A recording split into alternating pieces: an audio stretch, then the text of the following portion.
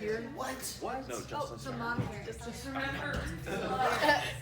Madeline goes, it's a monitor. The lyrics. All right. Hey, stop filming. Amy asked me to. Oh, wait. I really don't want this recorded. I was asked to record. When you're ready, go. Okay. Someone famous once said, laughter is the best medicine. In order for our class to have the best health, as we know some of you guys are lacking, we decided that we should roast each other. Since we all didn't believe in choosing the person we would roast, we decided to draw names from a hat and to avoid people being hurt. So ladies and gentlemen, the most magnificently Marvelous. And magical. Facts. class, sit back, relax, and enjoy the show. Alright, yo, Justin. Your feet smell so bad. When you walk into the room, I just smell. Oh, yep, Justin's here. I feel so sorry for your shoes because they have to endure your stinky feet. That is the whole reason that the entire nest smells.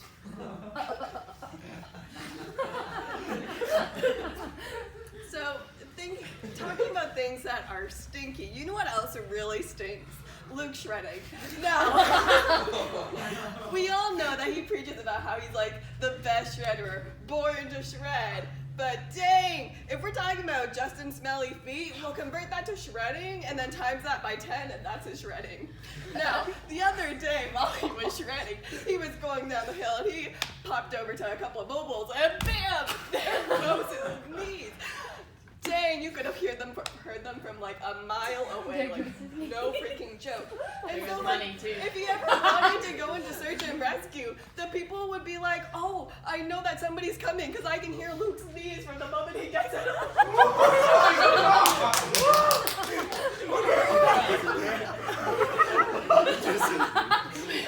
So, we all know that Luke and Lily are actually like truly made for each other, and honestly, they're so cute. But the thing is, they're both born to shred, but one of them fakes it, as we all know.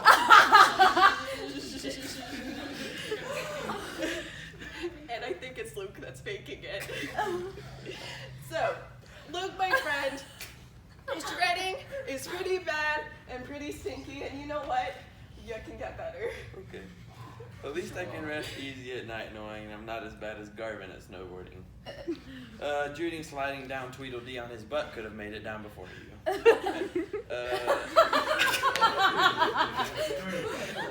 I got down to the bottom and actually felt myself aging waiting on you to make it to the bottom. Could have listened to one of Amy's full speeches before you made it to the bottom. Started on Amy's speeches. You can give her a 2-minute presentation, and the next thing you know, 17 minutes later, we're still listening to her talk about fleas in a whatever. And oh my gosh, don't get me started on the fact that when she raises her hand, the next 10 minutes of my life is gone. So, Amy, next time, please just keep your hand down. We don't need that.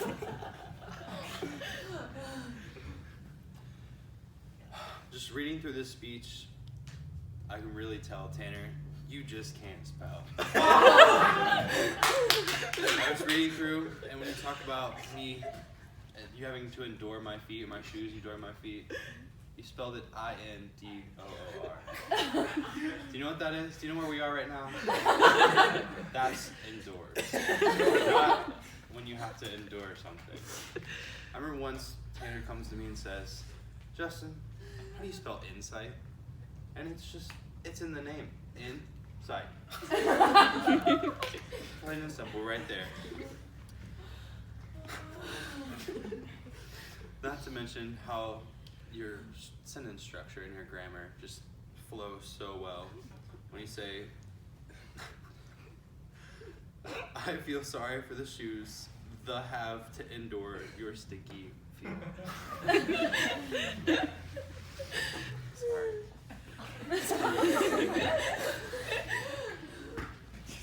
Well, speaking about that, I'm going to change the subject a little bit. Bruh, you're driving. I just can't, I don't have any words for it. You got pulled over 2 times within 24 hours. Got a $500 ticket and almost got your license suspended. Almost got arrested for reckless driving. Plus, on top of that, you had to go to 8-hour driving class. Like, what were you thinking? Come on, man.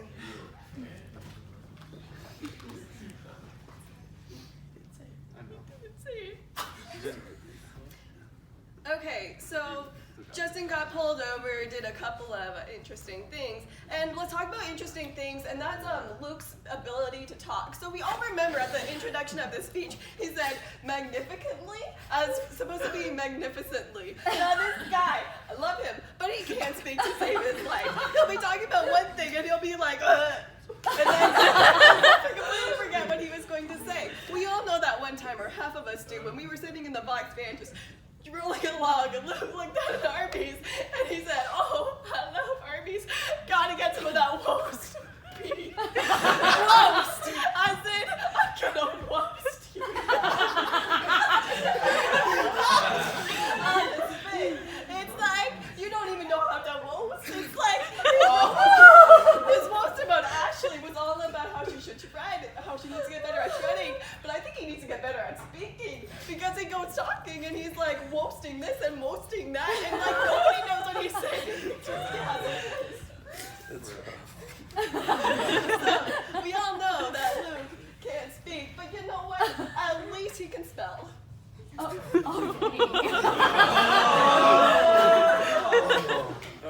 well, I may not be able to speak. At least I didn't go to prom with my ex's best friend just to be petty, Ashley. Oh, wait, not only that, but she also went with her best friend Grace's ex-boyfriend the year before. So all this to say, when the prom comes around, girls, watch your back. Garvin may steal your man. Okay, well, anyway, moving on from that. Amy over here thinks she's Canadian. And she's, Wait, I am. Amy, I'm talking. So, she has lived in the U.S. since she was 3 years old. I don't understand where she thinks she's Canadian. A passport, a birth certificate, yes. That doesn't make any difference. Anyway, I don't know what you're trying to do. Make yourself feel cool, because I can tell you Americans are a lot cooler than Canadians. Not true. Not true. You even said, sorry, Kate. You even said this morning that you live in no man's land because you don't even have a home, technically. So, next time you think that you're a Canadian, rethink that statement a little bit. Tanner, my friend, I'm going to roast you one more time. Or 2 more times, actually. I don't know. So, we've all heard the stories of Tanner becoming Michael Phelps in his sleep. I just want to share a little bit about some of the experiences that I've had. So, even recently, they drew on him in his sleep. Didn't wake up, didn't move. He farts in his sleep, he talks in his sleep. I shared a room with you, you woke up, scared me, smacked the blinds in your sleep. You just go, "That's better," and then laid back down. Nothing was different. You'll just make like really, I had headphones on, and you just, I thought it really was concerned. I sat up and I was gonna go help you out because I thought she couldn't breathe. I was really genuinely concerned. It's just terrifying. Well, at least I get my sleep. You know? So, unlike you, boy, you can't even follow the simple box rules that we even have. They suspended you for a week. Most people were sad about that, but I was kind of happy because the nest smelled really, really nice for that whole entire week. Because your stinky feet were gone. Not to mention, no, never mind.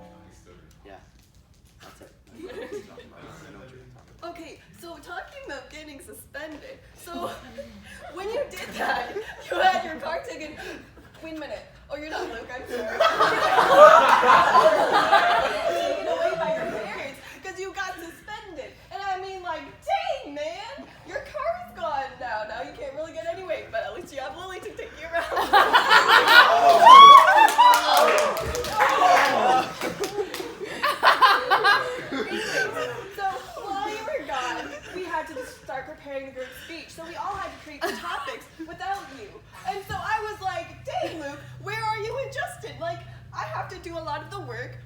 Tanner and Ashley, like you were completely gone. You like ditched us. And I was like, at the same time, I was like, well, dang, I guess he's not really good at creating speeches, so maybe this is a pretty good idea.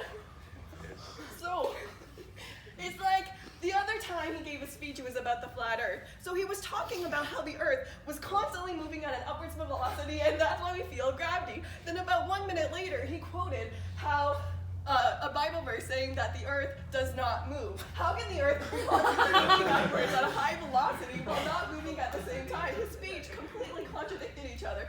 My grandpa could write a better speech, and he's dead. So, we all know from this example that Luke's speeches don't really have a lot of logic to them. I'd like to say he's kind of like himself. Okay. I just want everybody to know that this is packed with gluten. This tastes really good. You want a bite? I can't. Okay. Here's what I have. Oh, that's all you have? Okay, well. Anyway, so I have a point to make about Amy. She interrupts everyone. Stop. Including a second ago when I talked about her being Canadian. So, perfect example was when I was talking about her, and before I could say 3 words, she's already chimed in, I am Canadian, I have a passport, I have a birth certificate. And every time you call her out on it, she's like, sorry. And then she goes on and says, bean, and again, and it's like an opera singer or something. I don't know what's going on inside of her. Anyway, maybe I would take an apology if you could say those words right. Not sorry, but it's sorry. We live in the South, girl. Tanner, I'm going to close it out. We've all seen this throughout the year. It frustrates many people. You just are such a picky eater. I saw you try a macaroon last night for the very first time, and you didn't like it. You only eat Chick-fil-A for the most part. We went to Chick-fil-A this morning, you got offended because that's all you want. In Luke's phone, your Chick-fil-A baby face. Hold on. Call Chick-fil-A babyface. Oh no. Just wait for it. Yep. Every meal, if you don't like it, you don't like beans, you don't like most things, so you just go out to eat, spend extra money on top of your tuition that you don't need to spend on extra food for no reason. But we all know your favorite food is just chicken and fried chicken, not even baked chicken. We've just had some laughs, and some of us have cried while laughing. But while we do enjoy roasting each other like a pig on a spit, it's important to remember that we all love each other, and that we will never forget, well, unless we get Alzheimer's, our time here. So I hope you have had an exciting ride, and will never forget the fun behind the seriousness of life.